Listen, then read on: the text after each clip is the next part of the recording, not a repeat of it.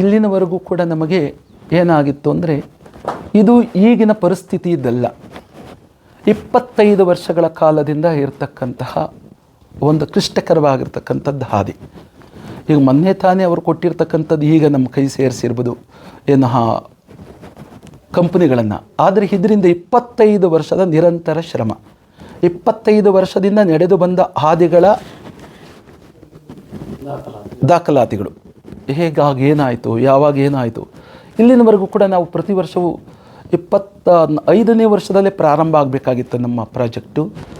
ಆ ಪ್ರಾಜೆಕ್ಟು ಸಿದ್ದೇಶ್ವರ ಗ್ರಾಮೀಣ ಅಭಿವೃದ್ಧಿಗೋಸ್ಕರವಾಗಿ ನಾವು ಮಾಡಿರ್ತಕ್ಕಂಥದ್ದು, ಗ್ರಾಮೀಣ ಪ್ರದೇಶಕ್ಕೋಸ್ಕರವಾಗಿ ಮೀಸಲಿರ್ತಕ್ಕಂಥದ್ದು.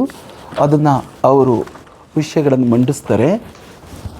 ಗ್ರಾಮೀಣಕ್ಕೆ ಕೆರೆಗಳ ಅಭಿವೃದ್ಧಿ, ಸ್ಕೂಲುಗಳು, ಇವಾಗ ಸರ್ಕಾರಿ ಸ್ಕೂಲುಗಳನ್ನು ನಾವು ತೆಗೆದುಕೊಂಡು ಅದನ್ನು ಮಾಡ್ತಕ್ಕಂಥದ್ದು, ಜೊತೆಯಲ್ಲಿ ನಿರಾಶ್ರಿತರಿಗೆ ಮನೆಗಳನ್ನು ಕಟ್ಟಿಸ್ಕೊಡ್ತಕ್ಕಂಥದ್ದು, ಕೆರೆಗಳ ನಿರ್ಮಾಣದ ಜೊತೆಯಲ್ಲಿ ಉದ್ಯೋಗವನ್ನು ಕಲ್ಪಿಸ್ತಕ್ಕಂಥದ್ದು ಲಕ್ಷಾಂತರ ಜನಕ್ಕೆ. ಅದೆಲ್ಲವೂ ಕೂಡ ಪ್ರಾಜೆಕ್ಟ್ ನಾವು 2019ರಲ್ಲಿ ಮಾಡಿದ್ದು. ಅದು ನಮಗೆ ಹಣದ ತೊಂದರೆ ಇರುವ ದೆಸೆ ಮಾಡೋಕ್ಕೆ ಪ್ರಾರಂಭ ಮಾಡುವುದಕ್ಕಾಗಿರಲಿಲ್ಲ.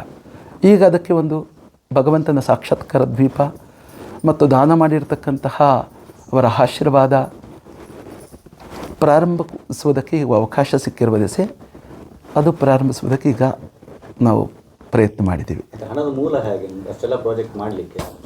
ಹಣದ ಮೂಲ ಅಷ್ಟು ಕಂಪನಿಗಳು, ಅಷ್ಟು ದಾನಿಗಳು, ಮುಖ್ಯವಾಗಿರ್ತಕ್ಕಂಥದ್ದು ದಾನಿ ಮತ್ತು ಕಂಪನಿಗಳ ಸಹಾಯದೊಂದಿಗೆ